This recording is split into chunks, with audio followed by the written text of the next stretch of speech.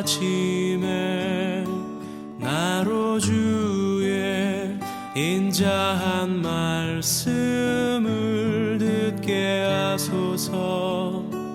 내가 주를 호세아 9장 1절에서 9절 말씀 우리 한 절씩 교독합니다. 이스라엘은 이방 사람처럼 기뻐 뛰놀지 말라. 너가 음행하여 내 하나님을 떠나고 각 타작 마당에서 음행의 값을 좋아하였느니라.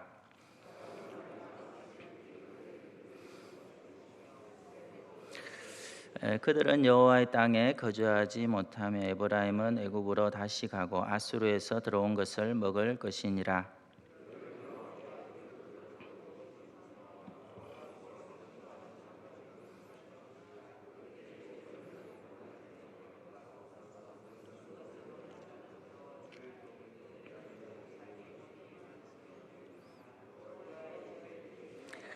너희는 명절날과 여호와의 절기의 날에 무엇을 하겠느냐?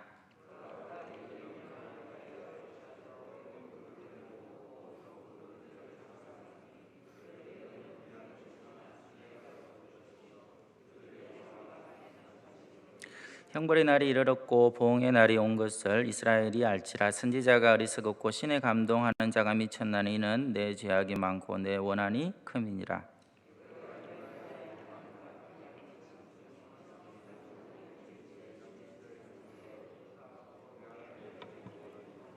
자, 9절 같이 봅니다. 그들은 기브아의 시대와 같이 심히 부패한지라. 여호와께서 그 악을 기억하시고 그 죄를 벌하시리라. 아멘.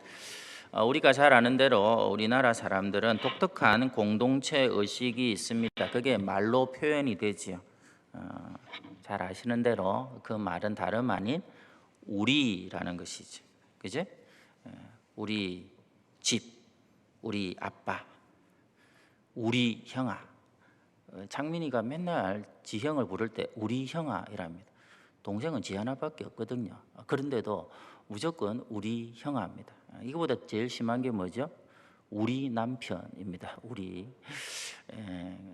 그러니까 그만큼 우리에 대한 것들이 이제 결속력을 부여하게 되는 겁니다. 근데 우리라는 이 틀을 벗어난 남은 어찌 보면 아무 상관없는 존재처럼 여겨지기도 하죠. 그럼에도 불구하고 긍정적인 면은 이 우리라는 이 의식이 이 공동체를 지탱시키고 때로는 부흥 발전시키는 원동력이 된다 하는 것입니다. 그래서 우리가 종종 하는 유명한 인사가 있지요. 뭡니까? 우리가 남이가 하는 거. 우리가 남이가. 호세아서에 나오는 하나님의 음성이 똑같습니다. 이스라엘아, 우리가 남이가. 어느 영화 대사처럼 우리 친구 아이가. 이게 하나님의 호세아서에 나타난 우리를 향한 음성입니다. 성경에는 우리와 하나님과의 관계를 어떻게 표현합니까? 남이 아니라 뭐다? 부부라고 얘기합니다. 남편과 아내로 표현합니다. 목자와 양으로 표현합니다. 그리고 아버지와 자녀로 표현합니다. 남이 아니에요. 예수님이 대장 되시고 그 주님을 따라가는 그리스도의 군사들로 우리를 묘사를 하지. 오늘 본문에도 독특한 우리를 향한 표현이 하나 등장을 합니다. 그것은 바로 하나님의 파수꾼이라는 것이죠. 8절을 우리 한번 같이 읽도록 하겠습니다. 8절입니다. 시작. 에브라임은 나의 하나님과 함께한 파수꾼이며 선지자는 모든 길에 친 새 잡는 자의 그물과 같고 그의 하나님의 전에는 원한이 있도다. 하나님의 파수꾼. 우리는 하나님의 파수꾼이라는 독특한 사명과 관계가 있다 하는 것을 알아야 됩니다. 파수꾼이 뭡니까? 일정한 장소에서 경계심을 가지고 무언가를 최선을 다해서 지키는 사람입니다. 그러니까 하나님의 파수꾼은 뭐죠? 하나님 나라를 지키는 하나님의 군사들이다 하는 것이죠. 또한 아울러 하나님의 영광을 지켜내야 됩니다. 여러분, 하나님이 신실하시고 그리고 선하시고 역사를 주관하시고 우리의 일거수일투족을 아시고 하나밖에 없는 아들을 보내실 정도로 사랑의 하나님이다 하는 것을 믿으며 그 하나님의 영광을 가리지 않기 위해서 그분의 이름을 지켜내는 파수꾼의 삶을 동시에 살아가야 된다 하는 것이죠. 더군다나 파수꾼 하면 떠오르는 이미지가 뭐죠? 밤이 맞도록, 그죠? 성을 지키는 파수꾼처럼 동이 트올 때까지 그 자리를 지켜내는 사람들, 그런 점에서 저는 이 새벽에 나오신 분들이 바로 하나님 찾으시는 파수꾼의 사명을 감당하고 있다, 이렇게 봅니다. 저는 목회자로서 이 강단의 말씀의 등불이 꺼지지 않게 해서 밤이 맞도록 말씀을 준비하고 저는 이 자리를 지키고 있고요. 여러분들도 마찬가지죠. 지금 못합니다만 여기 계신 한 대여섯 분은 매일 밤 기도실을 지키면서 기도실에 또 기도에 등불이 꺼지지 않도록 파수꾼 역할을 하시는 분들이 계셨죠. 또 이 새벽에 동토 오기 전까지 어떻게 하든지 이 땅에 하나님께서 베푸시는 은혜와 긍휼로서 이 땅의 문제가 떠나가고, 그리고 하나님의 이 정한 빛이 비춰지는 은혜의 세계가 펼쳐지도록 이 자리에 나와서 이 기도의 자리를 지켜내는 파수꾼, 참 귀하다고 생각이 듭니다. 그렇다면 하나님은 이 파수꾼, 이걸 지켜내는 우리의 삶에서 진짜 뭐를 지켜내길 원하는? 여러분의 재산을 지켜내고 자식들을 다 잘 길러내기 위해서 지켜내고 뭐 이런 거보다 진짜 하나님이 우리가 뭘 지켜내기를 원하시는가 하는 것을 오늘 한 가지만을 봅니다. 그건 다름 아닌 세상과 다른 구별됨을 지켜내자. 1절에서 3절을 한번 보도록 하겠습니다. 1절에서 3절을 읽습니다. 시작. 이스라엘아, 너는 이방 사람처럼 기뻐 뛰놀지 말라. 내가 음행하여 내 하나님을 떠나고 각 타작마당에서 음행의 값을 좋아하였느니라.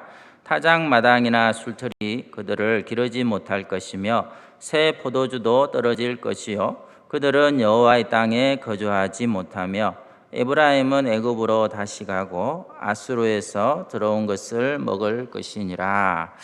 한 사람의 인생을 평가할 때에 그의 업적도 중요하지만 그 사람을 누가 평가하느냐, 이거 더 중요합니다. 왜냐하면 진리가 진리를 알아보고요, 의인이 의인을 알아보기 때문에 그렇습니다. 악한 사람 10,000명, 10만 명이 평가하는 것보다 의인 한 사람의 평가가 훨씬 더 무게가 있지 않습니까? 그런 점에서 우리 모든 믿음의 선진들은 사람을 두려워하지 않았습니다. 하나님을 두려워하고 사람의 평가에 연연하지 않고 하나님의 평가를 염두에 두고 삶을 살았죠. 늘 말씀드리지만은 세상 눈치 보면서 사는 거 그 하나님 자녀다운 거 아닙니다. 우리가 이렇게 떨어지지 않는 것은 그럼 목사님 뭡니까? 이것은 교회가 가지는 사회적 책임이다. 이렇게만 하십시다. 그리고 하나님 원하시는 것은 갈등과 반목보다는 하나됨을 원하기 때문에 이 상황 가운데서 우리 하나님을 바라볼 수 있도록 함께 머리를 맞대고, 그리고 여러분 스스로가 1대1로 하나님께 나아가는 게 제일 중요한 것이죠. 세상에 대해서 부담감도 여러분 가질 필요가 없습니다. 내일 일은 내일 염려할 것이요. 그 내일의 주인공이 누굽니까? 하나님이시. 내일 일도 하나님 손에 달려 있는 것입니다. 중압감도 떨쳐내십시오. 심지어 책임감도 하나님께서 책임을 져주십니다. 그러니까 제가 자꾸 하나님 한 분만, 하나님께만 만족하고 뭐 하나님만 의식하고 이러면 성도들 가운데 왜 자꾸 하나님 한 분, 어떻게 그렇게 살 수 있느냐 질문을 하시는데 이유는 간단합니다. 하나님이 하나밖에 모르시기 때문에 그렇습니다. 하나님은 둘도 아닙니다. 하나님은 오직 우리밖에 모르세요. 그래서 하나밖에 없는 아들을 십자가에 내주셨다는 게 지금 고난주간을 우리가 은혜 가운데 지키는 이유가 되는 것이죠. 반면에 이 호세아 당시 이스라엘 백성들은 사람들의 눈치, 사람들을 의식 이런 데만 신경을 썼습니다. 그리고 사람들과 동화되는데 힘썼죠. 오늘 말씀 여러분 보시면 무슨 내용이냐니까 타작마당에 곡식이 쌓인 것만 만족하고 기뻐했다 이렇게 되어 있습니다. 곡식이 뭐죠? 풍요와 다산입니다. 잘 되는 겁니다. 세상적으로 성공하는 것입니다. 돈이 잘 벌리는 것입니다. 이런 데 대해서는 먹고 기뻐하고 또 마시고 했다 하는 것이죠. 이거는 이방 사람들이 하는 거예요. 그런 거는 하나님의 백성이 아닙니다. 하나님의 백성들은 하나님으로 만족해야 되고 이방 사람들처럼 먹고 마시고 잘 되고 성공하는 것 때문에 기뻐하는 자들이 아니라 하나님으로 인해 기뻐하는 사람들이어야 되는데 왜 그러지 못하느냐? 이걸 책망하고 계신 거죠. 여러분, 저는 생각할 때 이 세상 사람들과 구별된 하나님의 백성, 이 바수꾼의 사명에 있어서 우리의 말도 굉장히 중요하다고 봅니다. 세상과 구별되는 아주 중요한 특징이 뭔가요? 저는 1번이 무조건입니다. 이거는 감사하는 겁니다. 감사. 내가 십자가 은혜로 죄용서 받고 구원받았잖아요. 세상 사람들처럼 하나님께서 구원이라는 선물을 주셨습니다. 그러면 이것이 여러분 십자가를 바라보는 가운데 실감이 되며 나머지 모든 것은 십자가에 그렇게 발가벗고 매달릴 게 나의 본분이고 나의 본전이면 본래 모습이면 지금의 상황은 어떤 상황이 주어져 있어도 우리에게 과분한 것이잖아요. 그러니까 세상 사람들처럼 없다고 부족하다고 불평하지 않는 것입니다. 오히려 주어진 모든 일에 대해 그것이 형통한 일이든 고난의 길이든 간에 여기 하나님의 뜻이 있다고 의미를 부여합니다. 그리고 한 걸음 더 나아가 내게 있는 것으로 감사하죠. 그러니까 말부터가 이게 구별되는 것이 달라야 되는 것입니다. 하나님 감사해요. 너무 좋은 말입니다.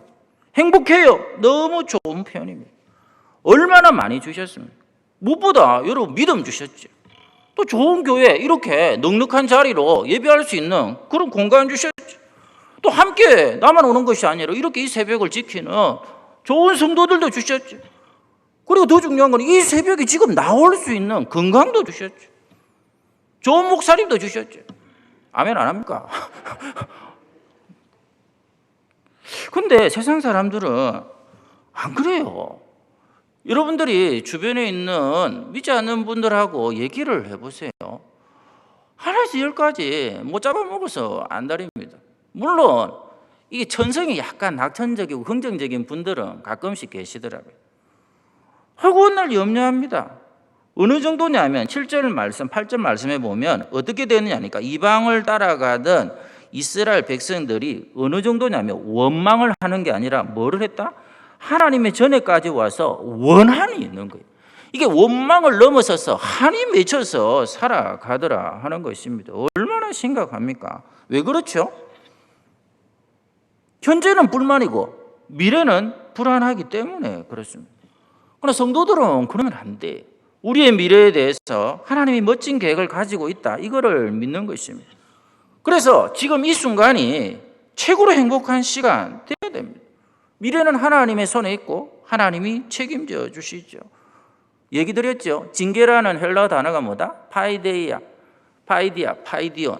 그러니까 하나님이 징계 연단하는 시간도 우리를 당신의 어린 자녀로, 아들로 만들어 가시는 과정이다.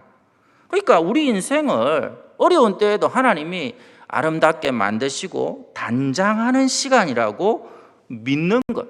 그게 우리의 믿음이죠. 우리 여자분들도 오늘 많이 와 계신데 화장하는 시간 좀 있으시죠? 저는 결코 낭비하는 시간이다 이렇게 보지 않습니다. 여자들은 화장할 때 남자들은 환장한다. 이거는 뭘 모르고 하는 말입니다. 모르고 하는 자신을 가장 단장하는 소중한 시간이죠. 그리고 여러분 이런 얘기 새벽에 좀 죄송한데 화장할 때 하는 거 화장품 비쌉니다. 백화점 한번 가보셨죠? 여러분 백화점 가면 1층에 뭐가 팔죠? 그것도 모릅니까? 서면에 나중에 한번 가보세요. 운동삼아. 백화점 1층에는 무조건 화장품 코너만 있습니다.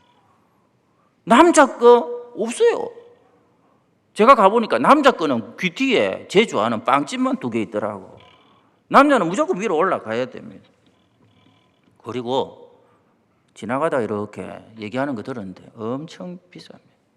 특히 이 눈주름 없애는 거는 와, 여러분 눈주름 없애는 거 그거 얼마 하는지 아면 남자들 눈 티 나옵니다. 진짜예요. 그런데 뭐 저희 집 사람도 마찬가지입니다. 이거 뭐 그 비싼 거를 막 쫙쫙 바르는데 그거 뭐라 하면 안 돼. 신성 불가침의 시간이다. 기억을 하시면 좋겠는데, 성도들에게 고난이 그런 의미가 있습니다.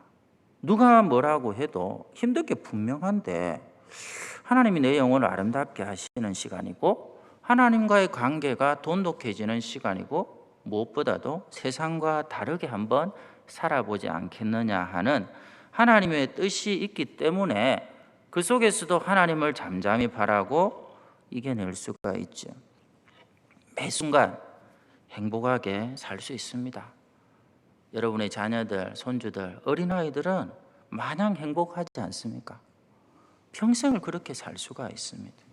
청소년 시절에는 청소년 시절대로 행복하고 기쁘고, 미스 때는 총각 때는 총각 때대로 행복하고, 그리고 중년이 되고 노년이 되어도 그대로 행복하고, 여기에 성도들은 이해를 달 수가 없죠.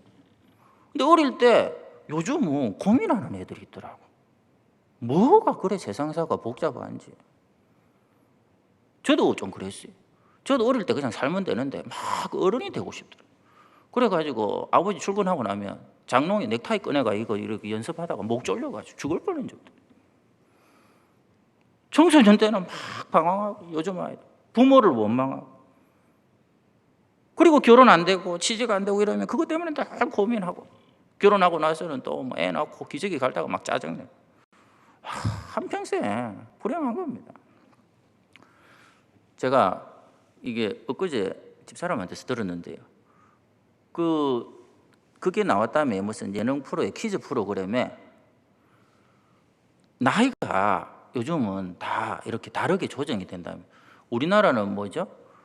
뭐 19세부터 35살 때까지가 뭐 청년, 그 다음부터 뭐 49살까지가 중년, 그 다음부터 장년, 중년, 그리고 65세부터 뭡니까? 우리나라는 노년이에요. 노년하니까 기분 나쁘죠, 지금 65세. 그래서 여러분 노년이라고 지하철 공짜 카드 주잖아요. 그게 우리나라의 기준인데 2015년 유엔에서 발표한 기준이 뭐냐면 17세까지는 미성년, 만 18세에서 만 65세, 만 65세 잘 들으세요. 청년입니다. 만 66세에서 79세가 중년이죠, 중년. 80세에서 99세까지가 노년입니다, 노년. 그럼 100세부터는 뭐냐? 장수노인입니다, 장수노인. 이 자리에 계신 우리 청년 여러분, 기분 안 좋은가? 이 자리는 거의 청년입니다. 중년 조금 계십니다. 제가 보기엔 노년은 거의 없는 것 같아요.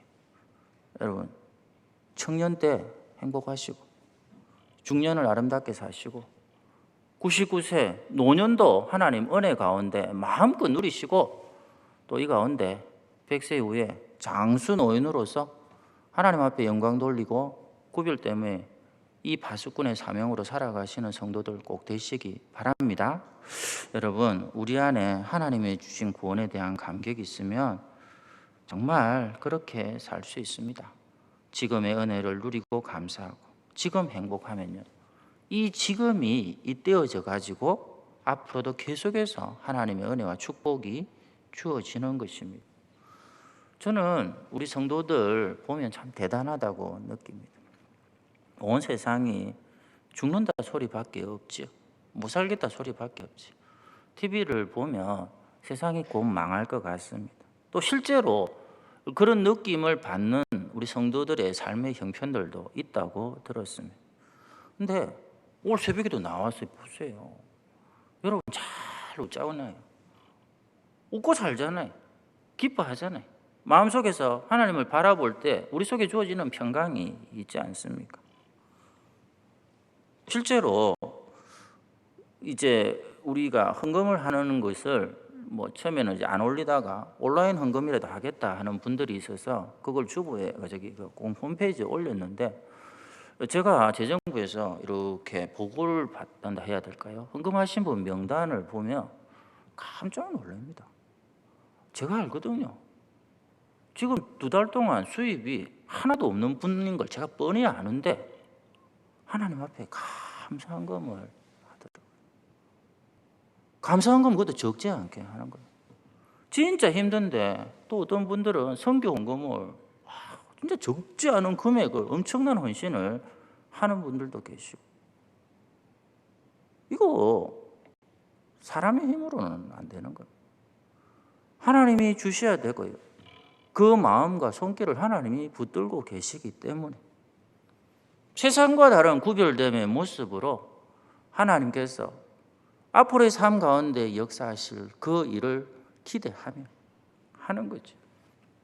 말씀을 맺습니다. 사랑하는 성도님들, 우리는 과거를 못 바꿉니다. 미래도 어찌할 수가 없습니다. 그런데 놀라운 것은 지금 현재에 감사하고 행복하고 충성하면 우리의 과거가 완전히 새롭게 해석이 됩니다. 감사의 제목들로 바뀌게 됩니다. 지금 감사하면, 제가 지난번 얘기 드렸죠. 우리 인생의 내비게이션에 경로 재탐색을 시작합니다.